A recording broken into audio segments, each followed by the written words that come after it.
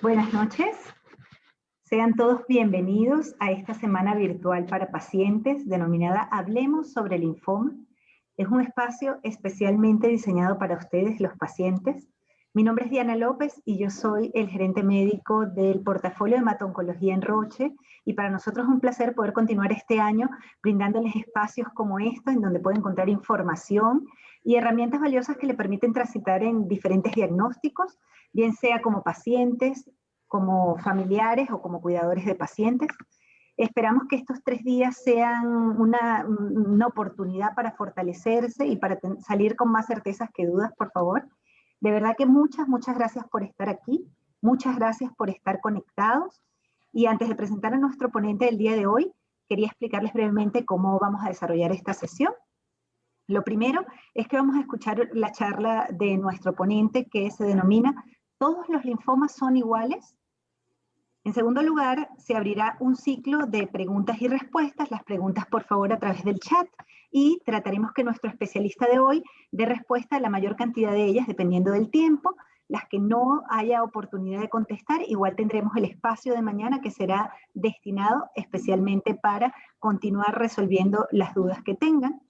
Y al terminar con la ronda de preguntas, antes de cerrar, les compartiremos una encuesta que pedimos por favor nos ayuden a contestar para conocerlos un poco más y así generar nuevos espacios como estos acorde a sus necesidades. Ahora sí, tengo el agrado de presentar a quien nos estará acompañando esta noche, el doctor Brady Beltrán. Él es investigador peruano y es jefe del Servicio de Oncología del Hospital Nacional Edgardo Rebagliati. Para mí es un placer de verdad darle la bienvenida al principal experto en linfomas B en Latinoamérica. Así que bienvenido, doctor Brady. Gracias por estar hoy con nosotros y compartir este importante espacio con los pacientes. Muchas gracias. Adelante, doctor. Buenas noches. Gracias por esta oportunidad. Y bueno, la intención es llevarles un poco de información que permita aclarar algunas dudas que pueden haber al respecto de esta entidad, que es bastante fascinante, muy variada y que tiene muchas diferencias frente al resto de tipos de tumores. Voy a compartir entonces pantalla.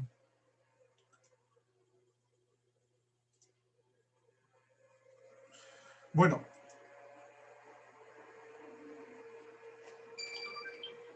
comenzaremos diciendo que es el 6º cáncer en frecuencia en el Perú. Se habla de 3.300 casos nuevos. Las causas son multifactoriales, como en todo en la vida. Todo es producto de no solo un factor, sino de varios factores, y esto es también algo que se presenta en linfomas. Particularmente Perú tiene un rol importante los virus, vamos a mencionarlos. Existen más de 70 tipos y la mitad de ellos son ganglionares. Hay otro 50% que no son ganglionares. Entonces, no siempre pensar que el linfoma necesariamente tiene que estar asociado a ganglios. Rápidamente,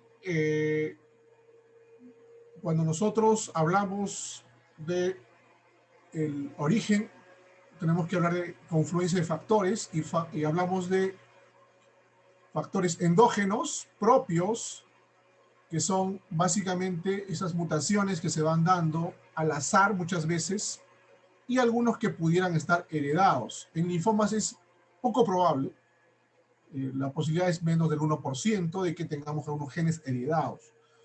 Entonces, muchos de los genes que se van afectando a lo largo del tiempo son genes que se van mutando al azar, pero que tienen que ver con áreas muy importantes en el desarrollo del linfoma.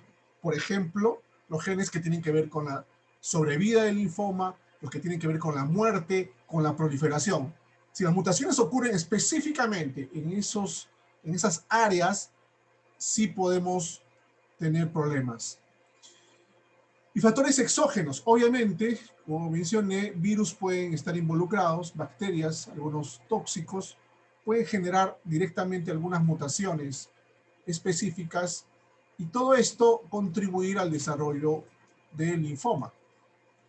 En este gráfico quería un poco aclarar lo que mencioné en el slide anterior. Entonces existen factores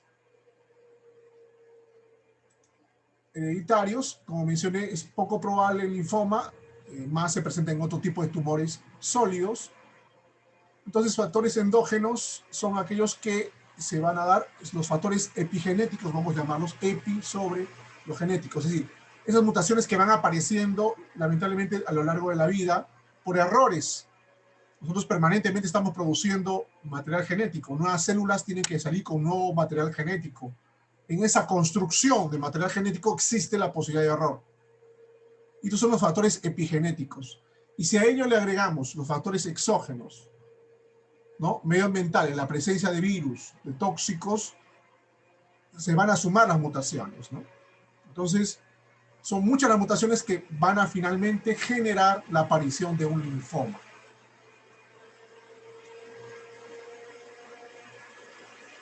Otra forma de ver lo que habíamos mencionado, factores hereditarios, microorganismos, virus, algunas bacterias, agentes químicos y otros factores que probablemente todavía no los conocemos muy bien, ¿no?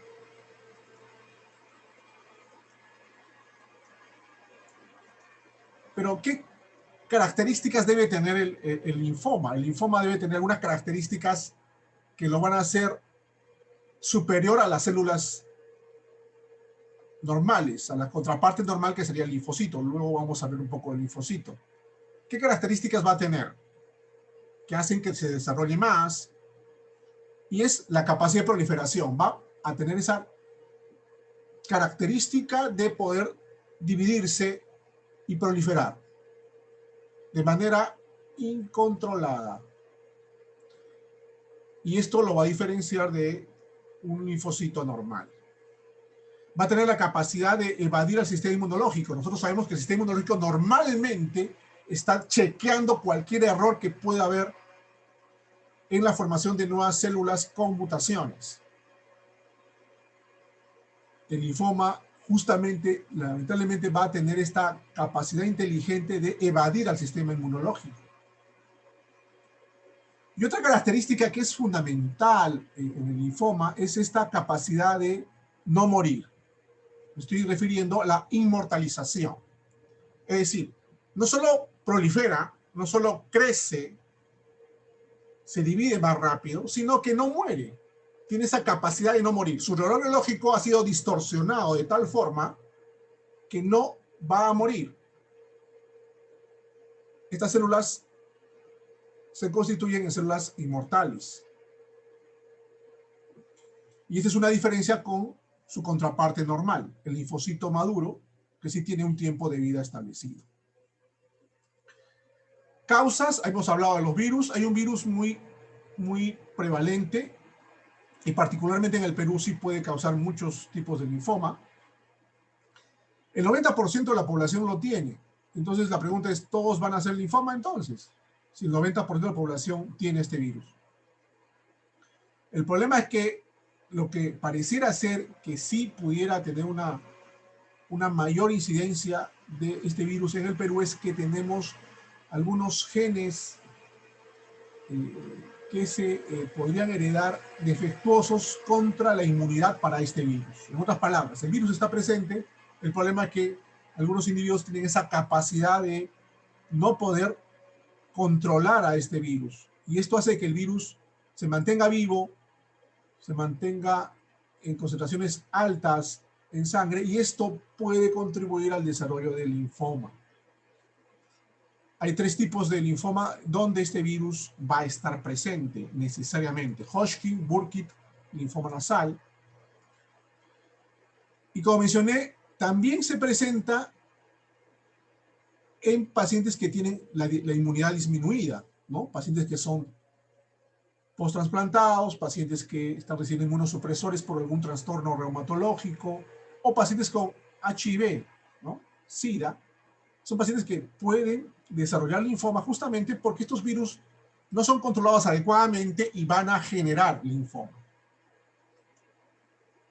Curiosamente, en Perú hay un virus que es muy característico, solamente está en presente en parte de Brasil, Perú, muy poco en Colombia, muy poco en Argentina, mucho en el Caribe, básicamente África y en Japón, en la isla de Okinawa, donde fundamentalmente se ha identificado. Es este virus, que es un primo hermano del HIV, y en el Perú básicamente es en la zona sur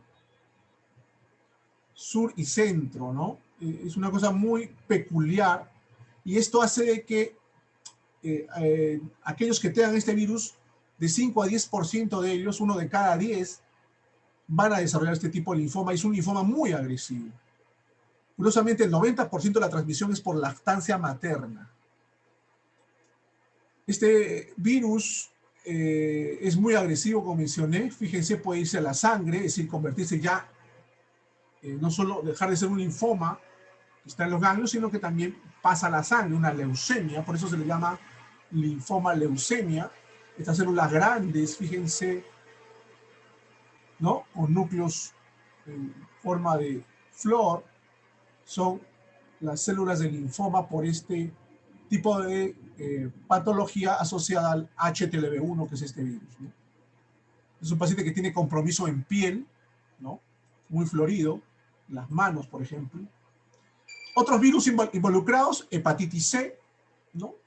Sabemos que puede causar el cáncer de hígado, pero también puede causar linfomas en el vaso. Y lo interesante es que puede tratarse y puede revertir el linfoma, ¿no? Es una cosa bastante interesante.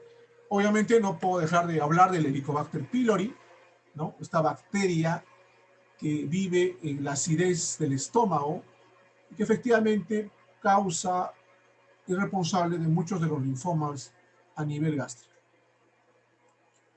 Lo interesante, como lo que pasa con hepatitis C, es que si yo trato o uso antibióticos para contrarrestar a esta bacteria, puedo lograr que regresione el linfoma en más del 90% de los casos. También se ha asociado el linfoma a sustancias químicas. El hecho de los pesticidas pareciera que sí tienen una relación. Hay muchos estudios que encuentran esta asociación. Y esto, por ejemplo, explica una incidencia mayor de pesticidas en agricultores. Pero vamos al eje de todo esto. ¿Dónde se origina este problema? Y creo que esto va a responder a la pregunta que todos se hacen. El sistema inmunológico en la sangre, como sabemos, tenemos glóbulos blancos o leucocitos, glóbulos rojos, plaquetas. Nos vamos a dedicar solamente a los glóbulos blancos. Y los glóbulos blancos tienen dos tipos, claramente: los mielocitos y los linfocitos. Entonces nos vamos a dedicar solo a hablar del linfocito. El linfocito viene a ser la especie del cerebro de la inmunidad, ¿no? Es el investigador, el que analiza y da respuesta a casos difíciles. Y los mielocitos vienen a ser la especie de policías, ¿no?, que van a ser la primera línea de la defensa, pero el que va a coordinar, el que va a definir la estrategia, es el linfocito. Y linfocitos existen varios tipos. Cuando este linfocito se transforma por estas mutaciones que van a aparecer, tenemos el linfoma. Pero el linfocito maduro. Porque el linfocito, como toda célula,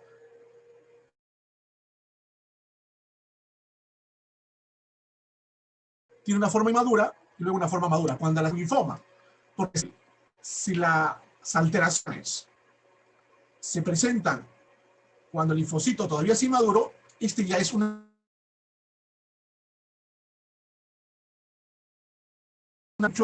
muchos intentan clasificar de manera práctica al linfoma. Y hay tres formas de clasificarlo para que ustedes lo puedan entender más fácilmente. Por un lado, Hodgkin, y el otro linfoma no Hodgkin. Esto fue porque en un momento el profesor Hodgkin encontró que había unas células que tenían ojos de búho. Entonces, a los que tenían ojos de búho, Hodgkin. A los que no tenían ojos de búho, linfoma no Hodgkin. Curiosamente, la mayoría son linfomas no Hodgkin. En el Perú, el 95% son linfomas no Hodgkin. Es decir, linfoma Hodgkin solamente se presenta en un porcentaje pequeño de pacientes. La mayoría son linfomas no Hodgkin. Sumando todos los tipos de Hodgkin más no Hodgkin, son más de 70 tipos diferentes.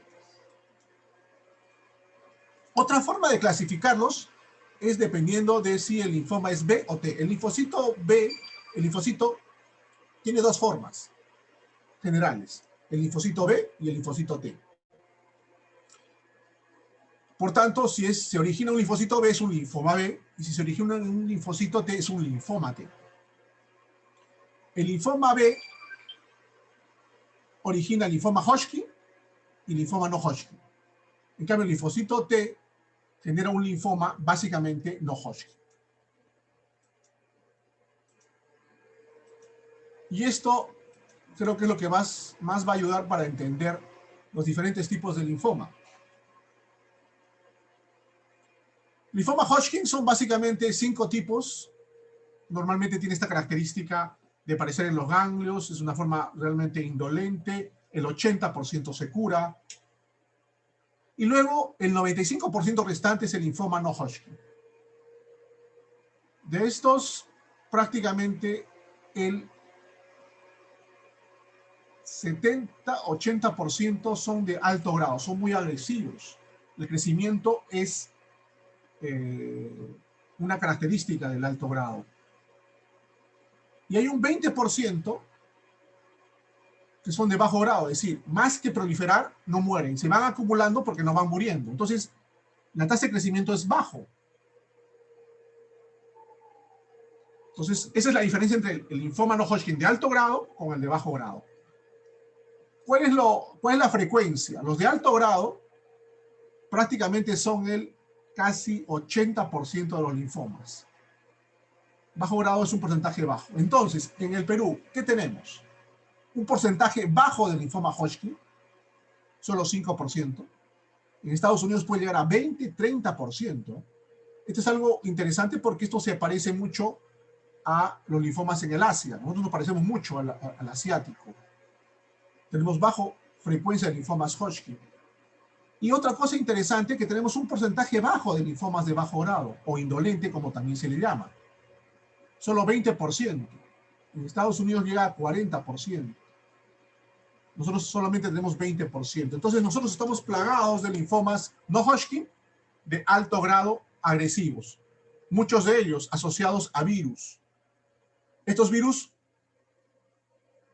usualmente están ausentes en otras latitudes, como Estados Unidos y Europa. Entonces, Perú se configura una región con una casuística de linfomas diferente al de otros países.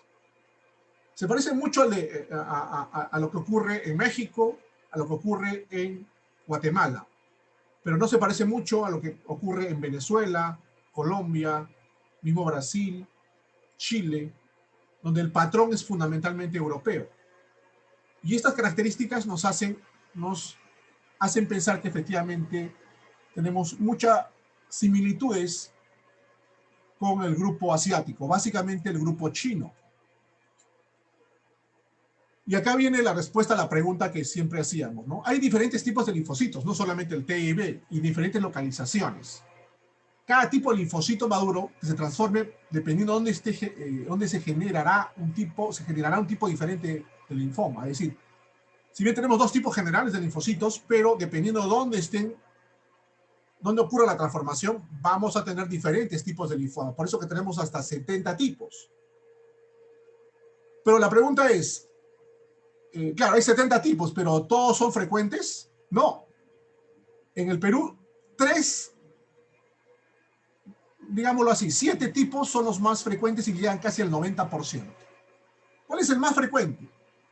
El linfoma de células grandes B difuso. ¿Cómo se llama este? Es un linfoma no Hodgkin agresivo, B. Ocurre prácticamente en más de la mitad de los casos. Si la mayoría de ustedes van a tener un linfoma de células grandes B difuso. De hecho, el linfoma indolente De bajo grado es el linfoma folicular y ocurre un 15%, ¿sí? 1 de cada 6. Y linfomas T ocurre un 20%, 1 de cada 5. Este involucra 5 tipos prevalentes en el Perú. Pero en general, estos son los 3 grandes grupos de linfoma que tenemos en el Perú. Los linfomas B, agresivos, linfomas no Hodgkin. Un poco para ir adelantando algo que creo que mañana ya se les va a mencionar, es el estadiaje. Es decir, yo no solamente necesito saber qué tipo de linfoma tengo, sino que dónde está, ¿no? Para eso tengo que hacer una tomografía, un PET scan, que me permita definir si es un estadio 1, 2, 3 y 4. El 1 está localizado en un solo sitio, el 2 en ambos lados de la línea media, el 3 cuando ya tenemos enfermedad por encima y por debajo del diafragma, y 4 cuando hay compromiso en órganos como el hígado o la misma médula ósea. No es lo mismo tratar a un paciente con estadio 1 y 2, que son los estadios tempranos, que un estadio 3, 4, que son estadios avanzados. Manifestaciones clínicas: fiebre, baja de peso, sudoración nocturna, picazón y la presencia de ganglios, normalmente cuello, axila, ingle. Sin embargo, hemos dicho que hasta un 50% de los linfomas no necesariamente van a estar en ganglios, sino pueden estar en órganos en particular. Por ejemplo, el estómago, en el intestino, en la piel, en la amígdala, en la nariz. Sí, claro, si bien el linfoma está relacionado directamente a los ganglios, estos linfocitos no solamente se ubican en los ganglios, sino también entran en un monitoreo permanente, porque su función es esa, el monitoreo, a diferentes niveles, y no solamente ganglios, sino también en diferentes órganos. Por tanto, el linfoma puede ocurrir en cualquier parte del cuerpo.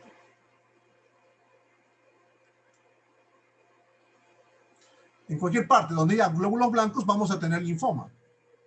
Hay lugares inusuales, como la vesícula biliar, tiroides, testículo, pulmón. Y acá un par de ejemplos, ¿no? Este es un linfoma de la lengua, ¿no? Una localización tan rara como la lengua, ¿no? O este es un linfoma de anexo ocular, es decir, que envuelve al ojo. No sé si pueden ver, está más abultado. Anexo ocular, ¿no? Entonces son localizaciones infrecuentes, pero también son susceptibles de desarrollar linfoma.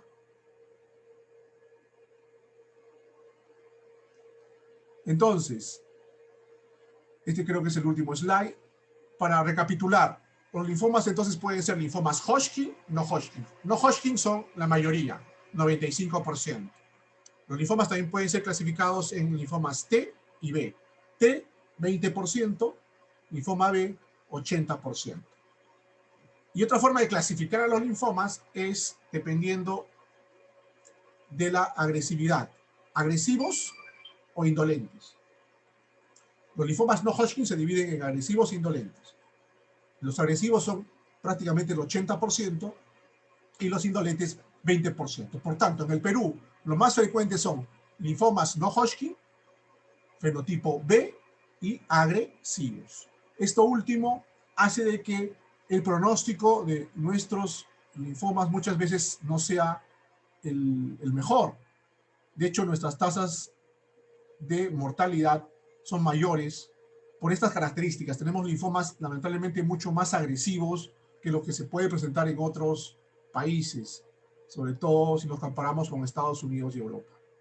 Bueno, he querido tratar de resumir un poco cómo es el origen de esta enfermedad, cuáles serían los factores causales de esta enfermedad y cómo podemos clasificar a estos linfomas y dar respuesta a esta pregunta de por qué pueden haber hasta 70 tipos diferentes de linfoma.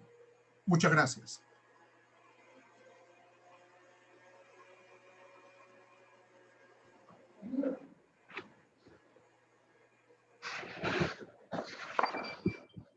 Gracias, doctor Beltrán. Excelente ponencia.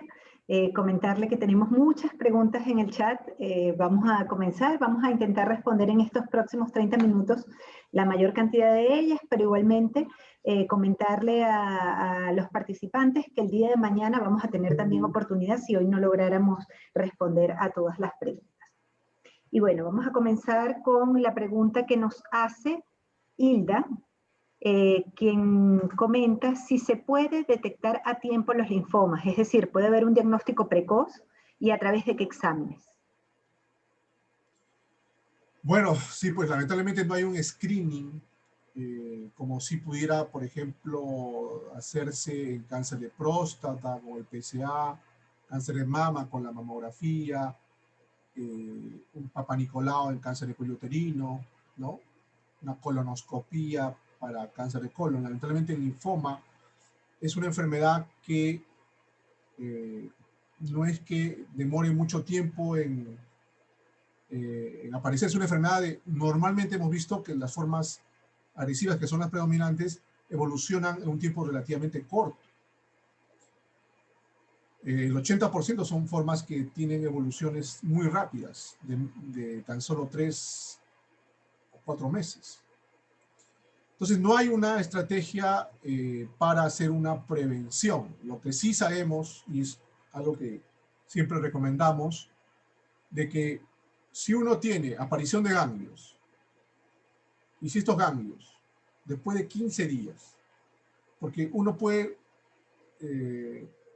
reaccionar frente a una infección con el crecimiento de los ganglios, pero en 15 días, si estos ganglios no ceden, si siguen creciendo después de 15 días, estamos obligados probablemente a hacer una biopsia, porque normalmente estos ganglios debieran remitir dentro de los 15 días de su aparición. Entonces es una recomendación que siempre damos, y en general un paciente con ganglios todavía persistentes después de 30 días tendría que tener ya una biopsia, ¿no? Entonces es, creo, la indicación más importante para intentar hacer un diagnóstico más temprano. En ese sentido, Silvia nos pregunta cómo se manifiesta el linfoma. Claro, la pregunta fue, creo que elaborada antes de que se desarrollara esa parte, pero creería que entonces, ¿qué es lo más común o cómo es la manera más común en que se manifiesta el linfoma? Lo más común en el Perú es un linfoma agresivo, hemos dicho 80%, que sea un linfoma B, 80%, y que sea un linfoma no Hodgkin. Estos usualmente son a nivel cervical, un 50% de ellos. Sí, el cuello básicamente va a ser la ubicación más frecuente. Y 50% de ellos van a aparecer, además de aparecer los ganglios a nivel cervical de un crecimiento rápido, 50% de ellos pueden tener lo que denominamos síntomas B. ¿Qué son los síntomas B? Presencia de fiebre oscilante, más de 38 grados, sudoración nocturna o baja ponderal, baja de peso. Entonces, lo más frecuente va a ocurrir en ese escenario. Aparición de ganglios, usualmente en el cuello, con síntomas B en un 50% de los casos. Marta nos pregunta, si un paciente ha sido diagnosticado con linfoma, ¿se espera que los hijos o hermanos también estén susceptibles o con riesgo de sufrir de linfoma? Prácticamente no. El componente hereditario en linfoma es despreciable. Lo que sí puede ocurrir es la correlación con un virus que mencioné, el HTLV1. Este virus, como se transmite por lactancia materna, puede que se presente también en una probabilidad no muy alta, pero sí es posible que se dé en los hijos si el mecanismo de transmisión se mantiene, que es la lactancia materna. Es decir, si tuvo la madre es la que puede transmitir a los hijos, ¿no? Pero pensar en otras formas hereditarias son muy infrecuentes, yo diría menos del 1%. De acuerdo. Elizabeth nos pregunta, ¿cuáles son los mejores exámenes o marcadores para controlar la evolución y respuesta y en qué caso se debe solicitar el PET scan? Bueno, normalmente el PET scan se puede pedir ya de inicio, ¿no? Es parte del estadiaje. Sin embargo, uno puede hacer también una tomografía. Sabemos que el PET scan no siempre es accesible, es altamente costoso. Pero sí, se puede hacer. Es una tomografía mejorada que permite captar de manera selectiva más al tumor que a su contraparte normal. Se puede hacer dependiendo del tipo de linfoma, al inicio, al final. En Hodgkin se puede hacer incluso en el interín. Y básicamente eso, no está recomendado como control, salvo que hubiera alguna duda razonable, ¿no? Entonces, normalmente el PET scan sí es una estrategia que ya se usa desde algunos años, es muy buena, pero sus indicaciones son muy precisas.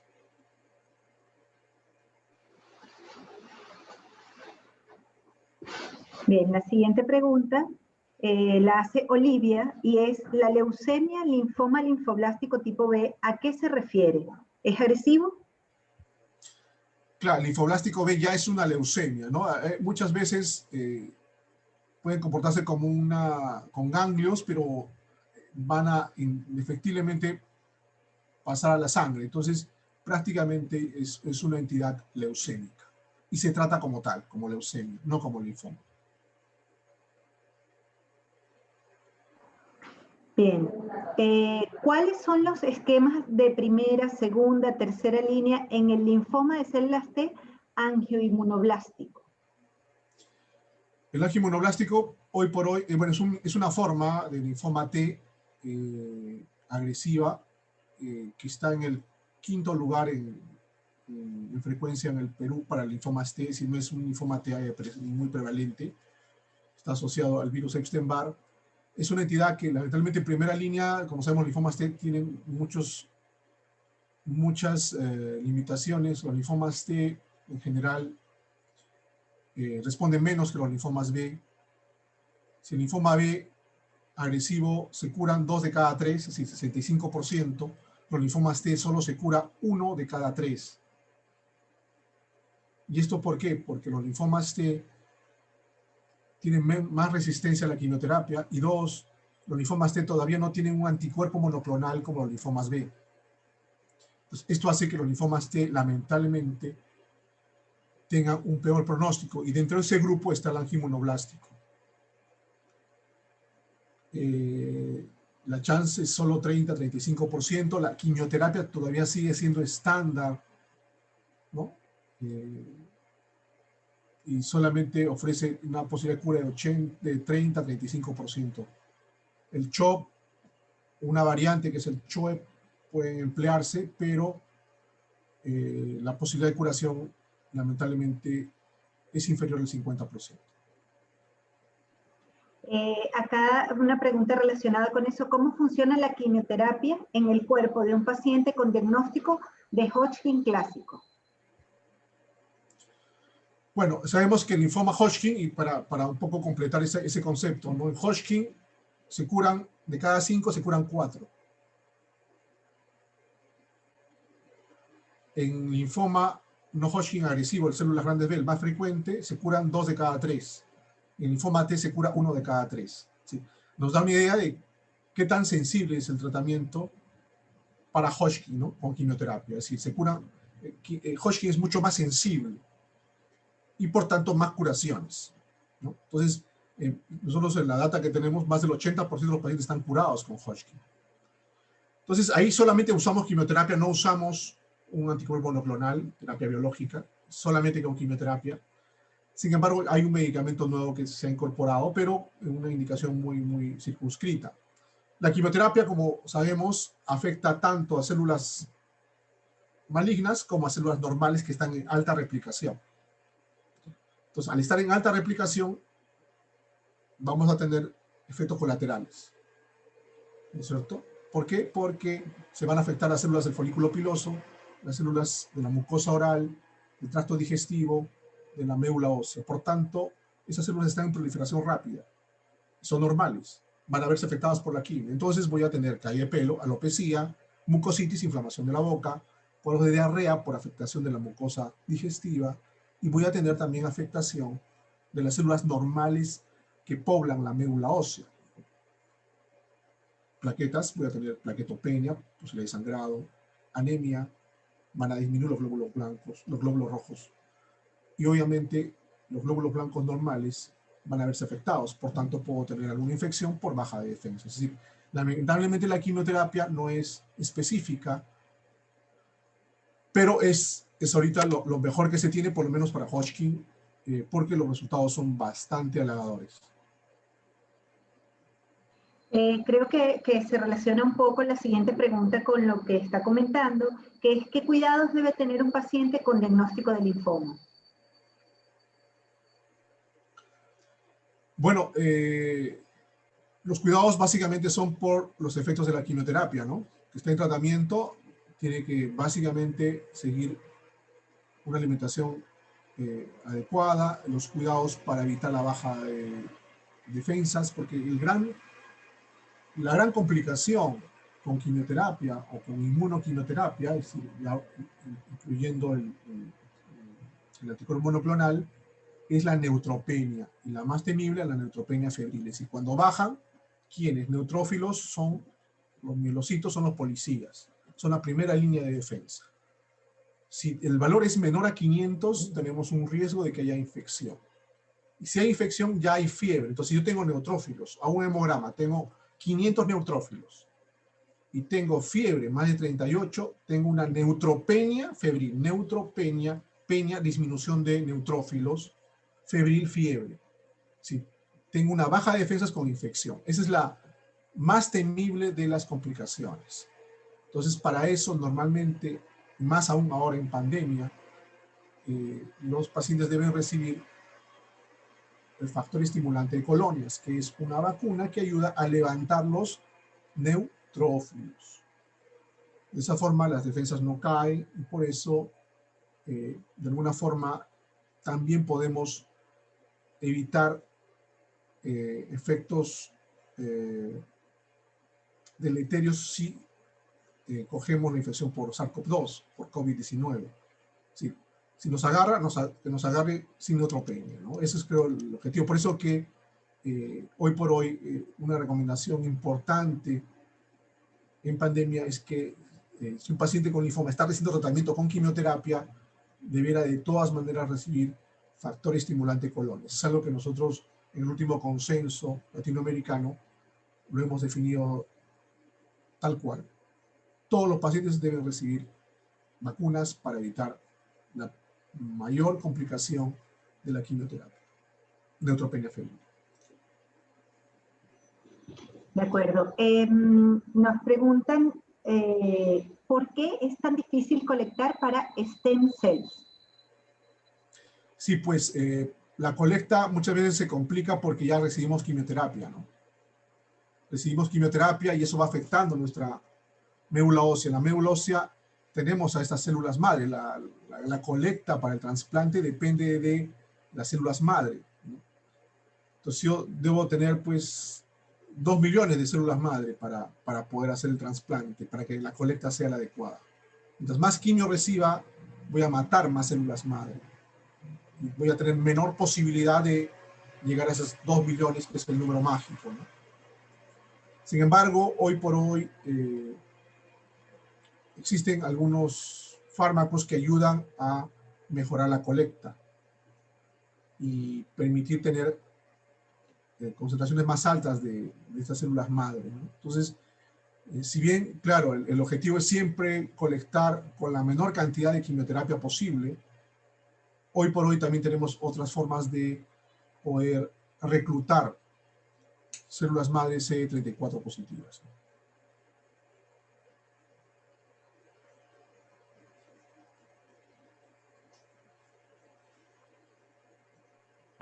Diana, estás en mute.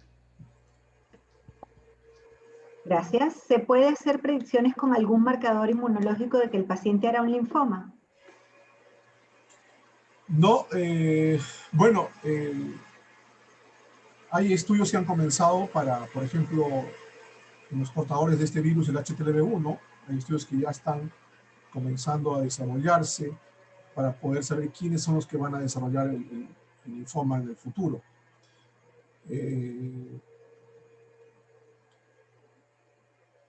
Lo único que queda es solamente seguimiento estrecho a los que tienen factores de riesgo. Es algo que creo que no lo había mencionado. ¿Quiénes son los que tienen factores de riesgo? Es decir, de toda la población solo hay un porcentaje también que puede tener esa mayor probabilidad de desarrollar linfoma. Ya lo dije, ¿no? Pacientes con HIV, pacientes que reciben inmunosupresores, ya sea por trasplante de algún órgano o porque tienen alguna enfermedad reumatológica. Entonces, estos pacientes deben ser seguidos estrechamente porque tienen un mayor riesgo que el resto de la población de desarrollar linfoma. Entonces, es un grupo al cual uno podría eventualmente hacerle controles, seguimientos mucho más exhaustivos, porque van a tener una probabilidad más alta de desarrollar el linfoma que aquellos que forman parte de la población en general. Se puede incluir en este grupo también aquellos que son portadores de este virus, el HTLV1. Entonces, en ese grupo de riesgo podemos hacer seguimiento. Pero que podamos, a través de un marcador, saber quién va a desarrollar o no, es algo que se está haciendo. Sabemos que ya hay algunos estudios en ese sentido, pero en la práctica clínica, hoy por hoy, todavía no podemos ofrecerlo a ningún paciente.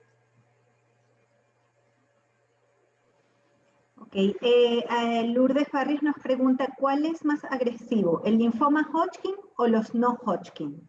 Los más agresivos son los linfomas no Hodgkin. El Hodgkin, como mencioné, es más o menos, tiene una característica más indolente y de hecho es el que más responde a quimioterapia y el que más se cura. 80% versus un no Hodgkin que en promedio, la forma agresiva, que es la más representativa, B, se cura solo el 65%. 2 de cada 3 se curan con células grandes B, con Hodgkin 4 de cada 5 pacientes. De acuerdo. Jenny nos pregunta que ¿en qué consiste la inmunohistoquímica? La inmunohistoquímica son tinciones que le permite al patólogo asegurar que estamos frente a un linfoma. El linfoma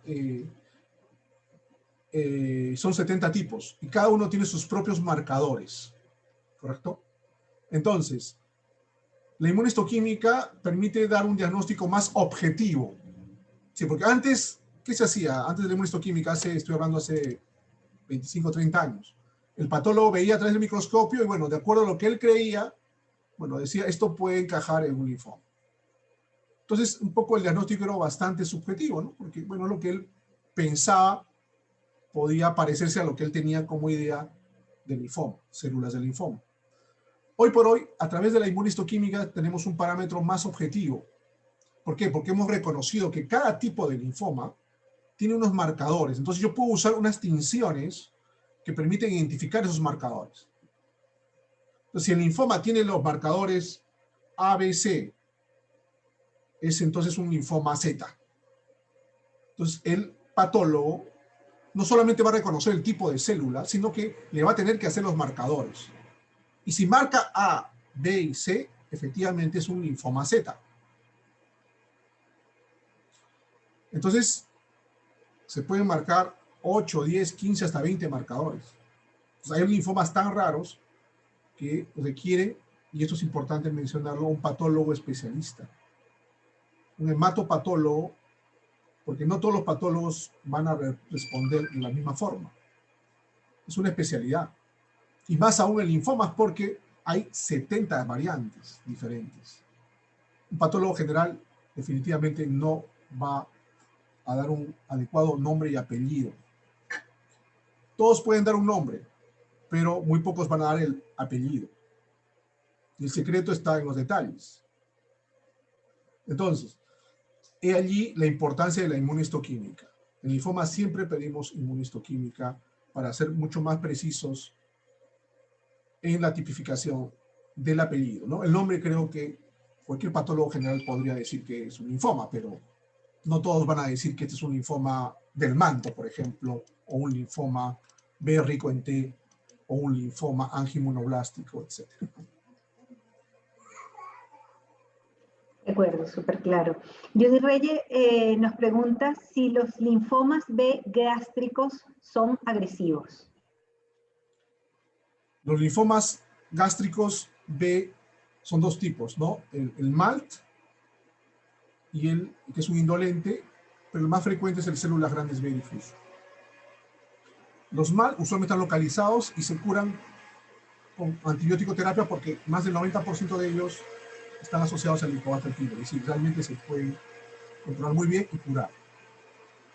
El más frecuente, el células grandes B difuso, primario gástrico, es uno de los linfomas más curables. De hecho, va por encima del 80% de los linfomas. Entonces, tenemos que hacer una clasificación acá. Los linfomas ganglionares y los linfomas extraganglionares. De los extraganglionares, es decir, que no debutan en un ganglio, el más frecuente es el gástrico. Y el gástrico es el que tiene más posibilidades de curación. Está por encima del 80%. El gástrico y el de Anillo-Waldeyer, el que afecta a las amígdalas, son los que tienen mayor chance de curación. Estoy hablando de linfomas de células grandes B, que es el linfoma B agresivo más frecuente, extraganglionar. Sí, los linfomas gástricos en general tienen un buen pronóstico. De acuerdo. Joydy pregunta, ¿cuál es la causa de un linfoma no Hodgkin folicular? No se sabe, el folicular todavía no está definido una asociación directa con alguna bacteria, algún virus. Hay un porcentaje, lo hemos visto nosotros, pequeño, que está asociado al Epstein-Barr. Si bien el Epstein-Barr genera linfomas más agresivos, sin embargo, también está descrito para el linfoma folicular. No hay una correlación específicamente con algún factor en particular. Lo que sí hemos encontrado es que la frecuencia folicular en el Perú es muy baja. Es tan solo de 15%, uno de cada 6 va a ser linfoma folicular. En Estados Unidos puede llegar a 30, 40%. Entonces tenemos un nivel de frecuencia de linfoma folicular más bajo que Estados Unidos y Europa. Es un linfoma cuya incidencia es similar a la asiática, ¿no? Y en esto se coincide un poco con la frecuencia del linfoma Hodgkin, donde también tenemos una frecuencia baja de linfoma Hodgkin, una baja frecuencia también de linfoma linfocito pequeño y bolígrafo. Nancy nos pregunta, ¿a qué edad podría aparecer o sea, creo que el tema edad pudiéramos verlo como aparte, pero la pregunta de Nancy es todavía más específica, en una persona, mujer, y que su mamá tuvo linfoma no Hodgkin? Entonces quizás aquí responder en dos partes pudiera ser útil para la audiencia. Bueno, en general todas las edades se ven afectadas, sin embargo, el promedio está aproximadamente casi 60 años. Entonces, la mayoría van a tener un linfoma por encima, bordeando los 60 años.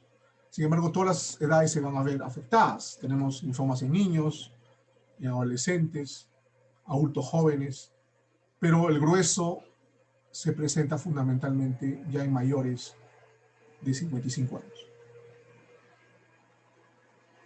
Y en relación a que su mamá tuvo linfoma no Hodgkin, ¿algún comentario al respecto? Bueno, en general no es hereditario, salvo que esté vinculado al HTLV1. Perfecto. Leslie nos pregunta si nos podría comentar qué avances hay sobre el trasplante autólogo en el Perú. Bueno, ya se lleva a cabo desde hace más de 20 años, ¿no? El autólogo es algo que ya se hace desde hace mucho tiempo. Y bueno, los resultados ya son conocidos para los tipos particulares de linfoma. Se hace con ya una experiencia bastante grande. Y ahí el secreto es básicamente tener una colecta o el número mínimo de células madre, ¿no? Como mencioné, el número mágico es 2 millones de células madre, que son las que marcan con la tinción inmunistoquímica, como alguien preguntó, CD34 positivas, ¿no? Entonces, Sí, de hecho, el trasplante autólogo hoy por hoy es ya rutinario, ¿no? María Elena nos hace una consulta de un caso muy particular relacionado con que ella tiene linfoma no Hodgkin, pero le han dicho que no necesita tratamiento, sino que la chequean cada 3 meses, porque para recibir algún tratamiento tiene que tener algún síntoma. Para en ese momento, en el momento que presenta síntomas, es que le han dicho que requiere alguna medicación. ¿Algún comentario al respecto, doctor? Sí, básicamente, eso creo que es algo que también hay que remarcar. Los linfomas agresivos son conocidos como el todo o nada. ¿Qué significa todo o nada? Los linfomas agresivos, B y T, o se curan o no se curan, no hay más. Sí. Normalmente se dice que los linfomas agresivos, si van a reaparecer, el 80% o 90% reaparecen dentro de los 2 años. Por eso que el control tiene que ser exhaustivo los 2 primeros años.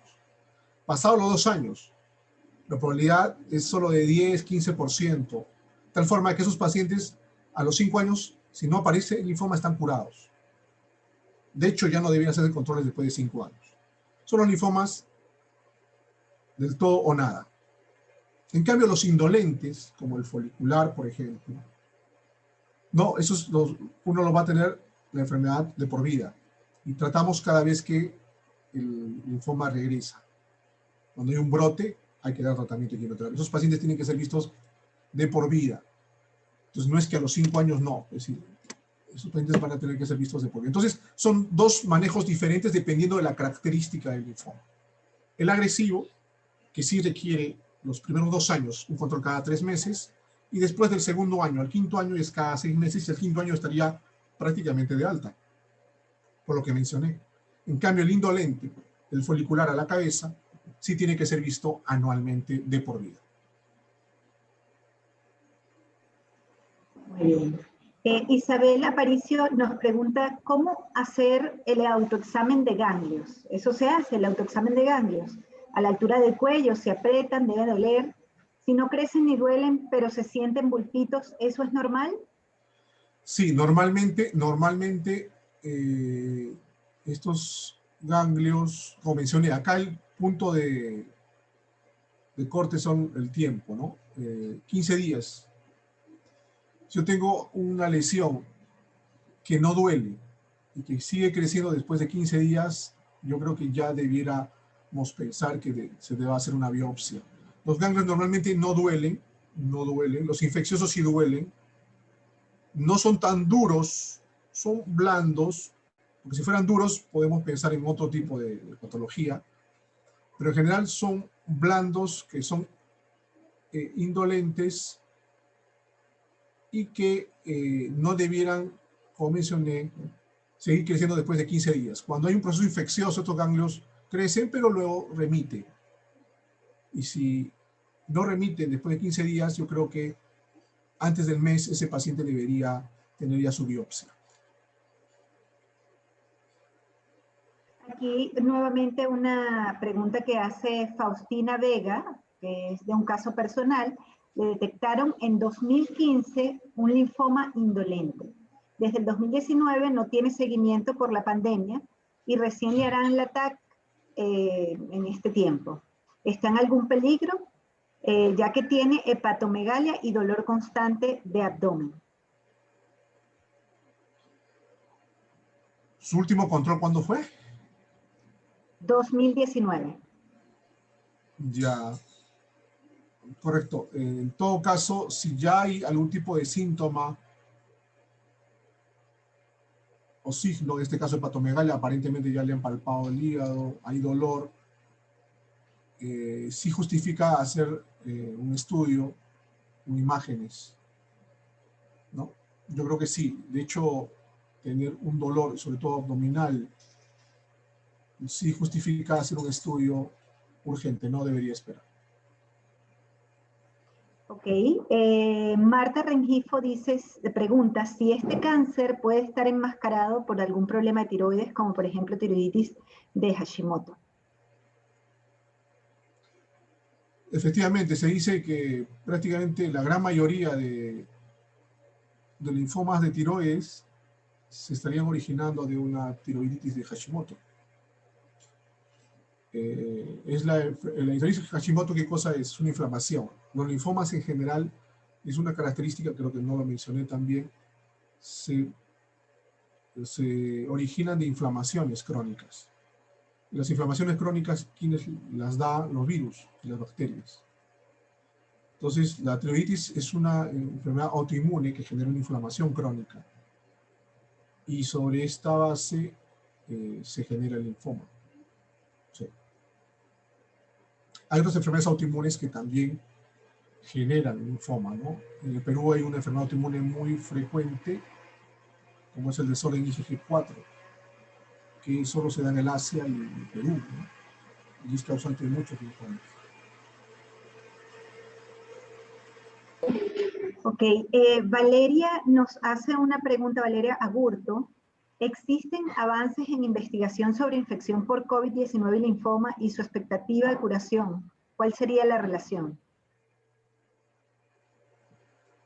Sí, bueno, lo del COVID-19 sabemos que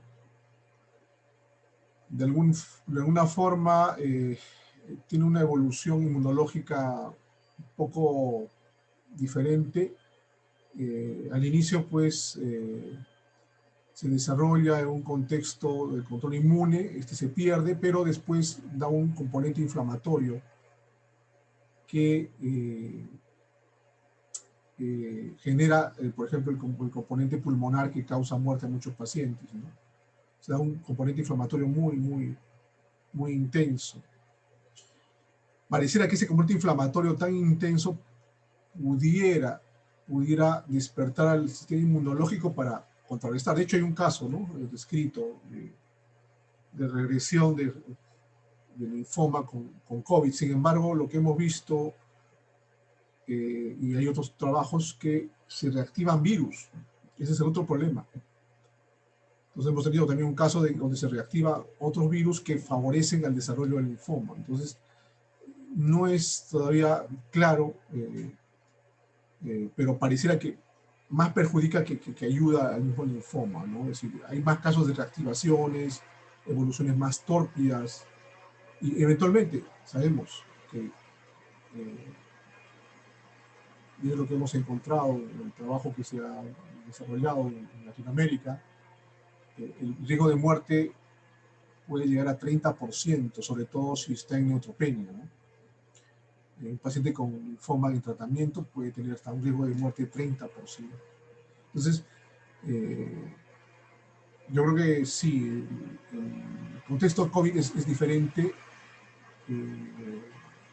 pero en general, COVID con linfoma, la asociación va a ser temible, puesto que comienza el riesgo de mortalidad es claramente alto, ¿no?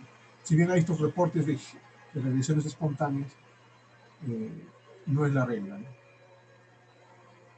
De acuerdo. Doctor, realmente tenemos muchas preguntas más. Ha sido maravilloso toda la participación de la audiencia y excelentes las respuestas. Yo creo que hemos logrado llegar a absolver algunas de las dudas de nuestros pacientes que han estado la noche de hoy con nosotros acá. En tal sentido, agradecerle, de verdad es un grandísimo honor poder contar con un médico con la experiencia y la preparación que tiene el doctor Beltrán. El día de mañana vamos a generar nuevos espacios para seguir dando respuestas. Prometemos tomar todas estas preguntas que han quedado pendientes y buscarles espacios para responderlas. Y en ese sentido aprovecho para decirles que la buena noticia de que estos espacios lo vamos a hacer de manera permanente. Es decir, vamos a tener estos 3 días, pero en lo sucesivo vamos a continuar teniendo un espacio virtual donde hablaremos sobre linfoma y será todos los primeros martes de cada mes. Estamos seguros que estos encuentros de los martes será un espacio que nos permitirá o que les permitirá sentirse acompañados y empoderados. Son todos bienvenidos a estos espacios.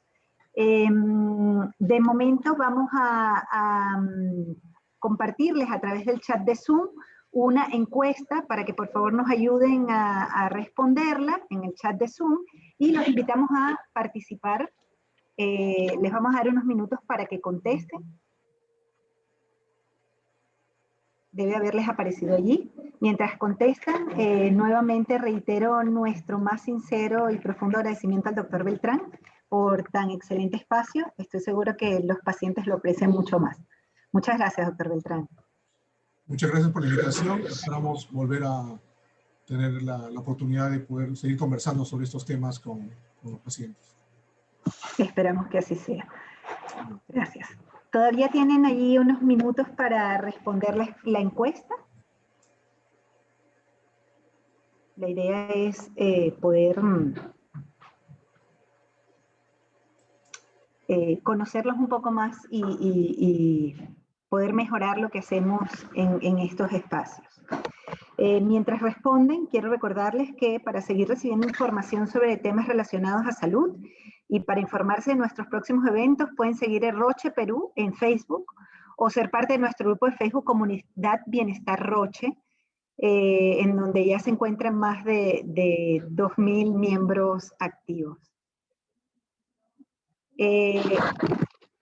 Antes de cerrar, queremos invitar a aquellos pacientes, sabemos que aquí participan pacientes de muchas patologías familiares, pero queremos hacer una invitación muy especial para el miércoles, después de a las 8:30 de la noche. Queremos tener un espacio con aquellos pacientes que actualmente están padeciendo de linfoma o familiares de pacientes con linfoma, para que nos acompañen en un espacio de 8:30 a 9, realmente es algo corto, un espacio pequeño en donde queremos crear soluciones con ustedes, en donde queremos crear estos espacios que vamos a tener todos los primeros martes de cada mes. Queremos escucharlos a ustedes y saber exactamente hacia dónde quieren que dirijamos esta experiencia. Ahora vamos a poner en el chat, tanto de Zoom como de Facebook, un link en donde podrán registrarse, como les comenté, aquellos pacientes con linfoma o familiares de pacientes con linfoma para participar en este pequeño espacio del día miércoles 3 de 8:30 a 9, posterior a la charla que tendremos ese día, pero tienen que haberse registrado. Ahí está ya en el chat. Esperemos que puedan participar. ¿Sí, Gabriel? Diana, si le vamos a dar unos segunditos más para que terminen de contestar la encuesta, unos 30 segundos. Ya en el chat estamos colocando el link, que es eventosroche.link/cocreación linfoma. Cliquean ahí y se registran pacientes y familiares de pacientes con linfoma. Perfecto. Nos encantaría poder contar con ustedes para así diseñar un lugar donde puedan estar y realmente sea adecuado a las necesidades que en este momento tienen, o basarse en las experiencias que han tenido si es pacientes que padecieron de linfoma pero ya afortunadamente están curados. También nos interesan sus experiencias de éxito y por eso es muy importante si pueden compartir con nosotros esos 30 minutos del miércoles a las 8:30. Ya está lista la encuesta, Diana. Ok, muy bien. Entonces, agradecerles profundamente el que nos hayan acompañado esta noche, que se hayan conectado, de verdad.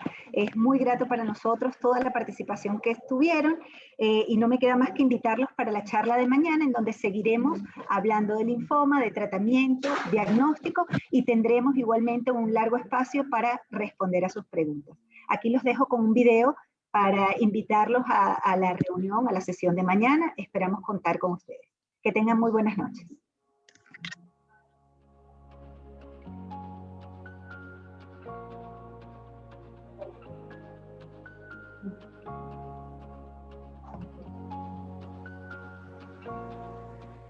Hola, soy Daniel Enríquez, médico oncólogo especialista en linfoma, y estaré este 2 de febrero conversando sobre diagnóstico y tratamiento para pacientes con linfoma.